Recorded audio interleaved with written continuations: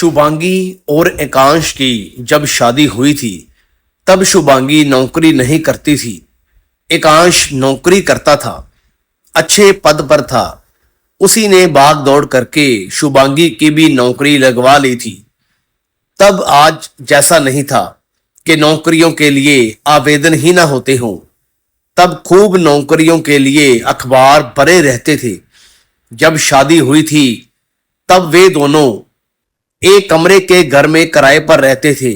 नौकरी के बाद थोड़ा सा अच्छा घर किराए पर ले लिया और वहीं एक बेटा और एक बेटी के माँ पिता भी बने। दोनों समय भागा मानो दौड़ा हो। दोनों बच्चे मेहनती निकले और आज दोनों ही बहुत बड़ी बड़ी कंपनियों में नौकरी करते हैं। सरकारी नौकरी के लिए बच्चों ने साफ मना कर दिया। चारों की नौकरी से घर में संपन्नता आई तो सबने मिलकर बहुत सुंदर सा बड़ा घर बनवाया जिसमें आजकल की सभी सुविधाएं हैं। कोई देखे तो कहे कि इतना सुंदर घर भी होता है।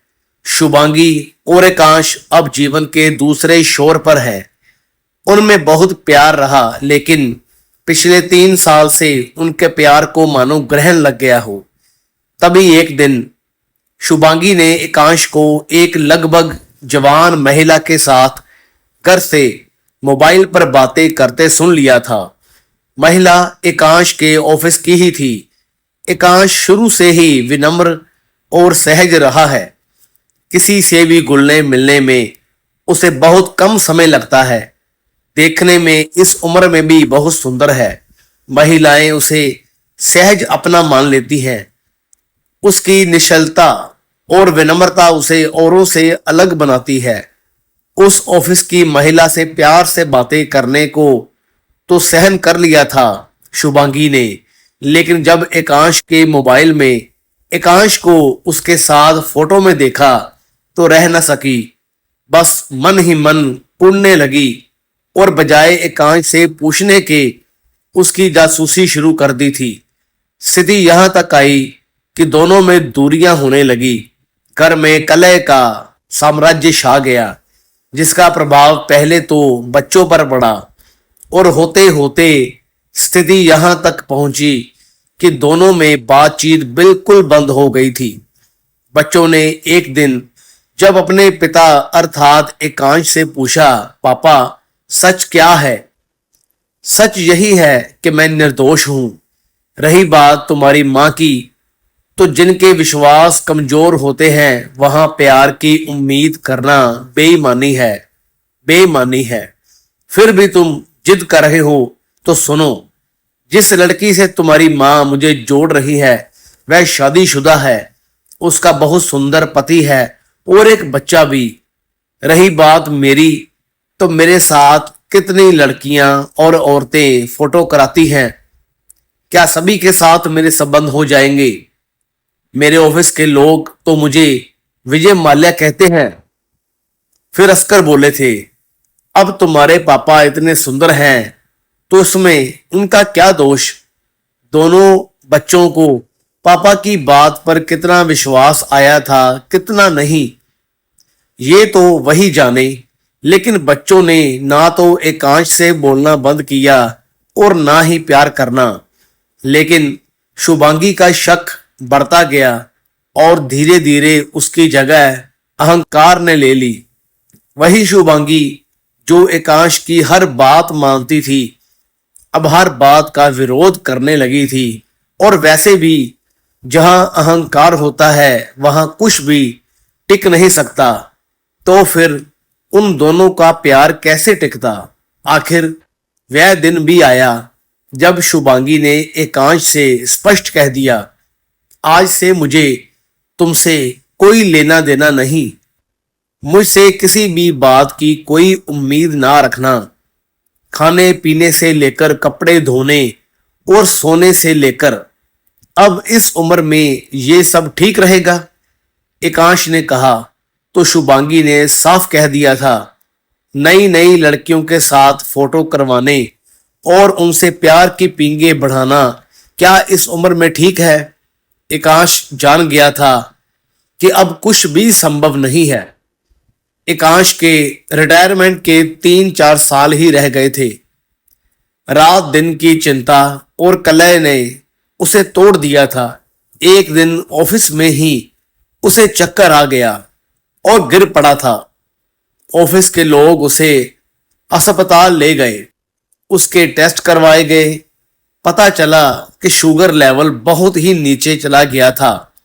ब्लड प्रेशर तो पहले से ही था। शुभांगी ने बिल्कुल देखभाल नहीं की। बच्चों की नौकरियां हैं, वे सुबह निकलते तो रात को ही घर में घुसते। शुभांगी जानबूझकर एकांश को चिढ़ाती, रोटी पानी पूछना तो दूर। हार थक कर एकांश ने एक काम वाली महिला को रख लिया। मेरे लिए खाना बनाना है तुम्हें, मेरे कपड़े धोने हैं, दवाई देनी है, अर्थात सुबह से शाम तक घर में रहो। जो पैसे तुम बताओगी वही देंगे, खाना पीना भी यही करना। काम वाली महिला के पति ने उसे छोड़ दिया था। एक बेटा और बहू थे उसके। बहू निर्दयी और दुष्ट थी, रोटी की भी नहीं पूछती थी उसे। एकांश के घर उसे सहारा मिल गया था। शुभांगी को ज्यादा आपत्ति नहीं हुई थी। समय निकल रहा था। काम वाली महिला पूरी ईमानदारी और निष्ठा से एकांश का ध्यान रखती।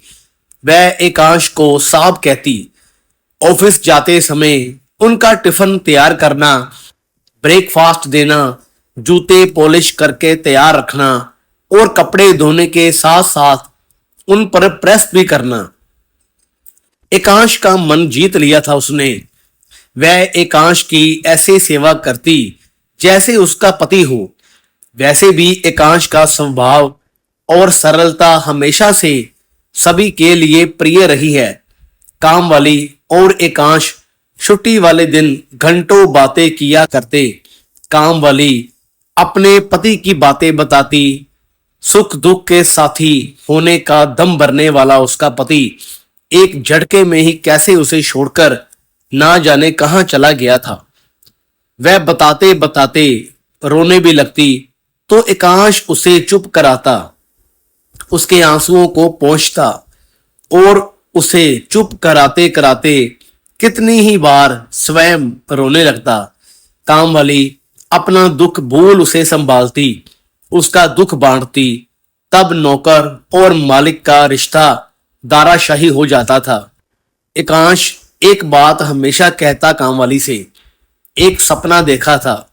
सोचा था शुभांगी के पैर अपनी गोद में रखकर घंटों उसके चेहरे को निहारता रहा करूंगा। उसे अपनी गोद में लिटाकर उसके माथे पर धीरे धीरे हाथ से सहलाया करूंगा। उसे खूब प्यार करूंगा। और आज देखो समय ने कहां से कहां पहुंचा दिया। सोचा था जब बुढ़ापा आएगा तो लाठी का एक सिरा मैं पकड़ूंगा और दूसरा शुभांगी के हाथ में पकड़ाकर चला करूंगा और बुढ़ापे में भी उसके सफेद बालों में सिंदूर भरकर इतराया करूंगा। जानती हो सिंदूर प्यार की निशानी होती है, मगर कहां पता था ये दिन भी आ जाएंगे। फिर कितनी ही बार पूछता काम वाली से, क्या सचमुच मैं बुरा आदमी हूं? अच्छा बताओ, मैं एक अच्छा पति नहीं हूं ना? मैं सचमुच दोषी हूं? अच्छा तुम बताओ।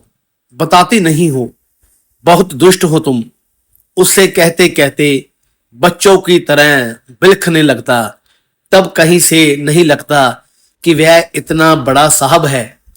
तब काम वाली उसके आंसू पोंछती, माथा सहलाती। उसे सिर्फ इतना ही कह पाती, साहब आप बहुत अच्छा हो। मैं अगर सच में अच्छा हूं तो ये सब क्या है? क्यों मेरी शुभांगी, क्यों क्यों? उसके ऐसा कहने पर काम वाली उसे शांत करती। तब दोनों बिल्कुल चुप हो जाते। लगता जैसे अपने अपने दुखों को ओढ़ लेते हो या फिर दुखों से निकलने के लिए एक दूसरे का सहारा बनने की कोशिश में हो। काम वाली आई तो उसकी देखरेख के लिए थी, परंतु ना जाने कब उसकी सबसे अच्छी दोस्त बन गई थी। इधर शुभांगी रहती तो घर के फर्स्ट फ्लोर पर थी, लेकिन नजर काम वाली पर पूरी रखती। एकांश ग्राउंड फ्लोर पर रहता था। कई बार एकांश और काम वाली हंस हंस कर बातें भी कर लेते थे, जिसे सुनकर शुभांगी अंदर तक झल बुन जाती। और तभी एक शाम शुभांगी ने काम वाली को अपने पास बुलाया। काम वाली एकांश को खाना परोस रही थी। खाना देकर उसके पास पहुंची तो शुभांगी ने उसे कहा, बहुत खुश मत हो तुम। जिस आदमी की तुम इतनी सेवा कर रही हो वो तुम्हारा कभी नहीं होगा।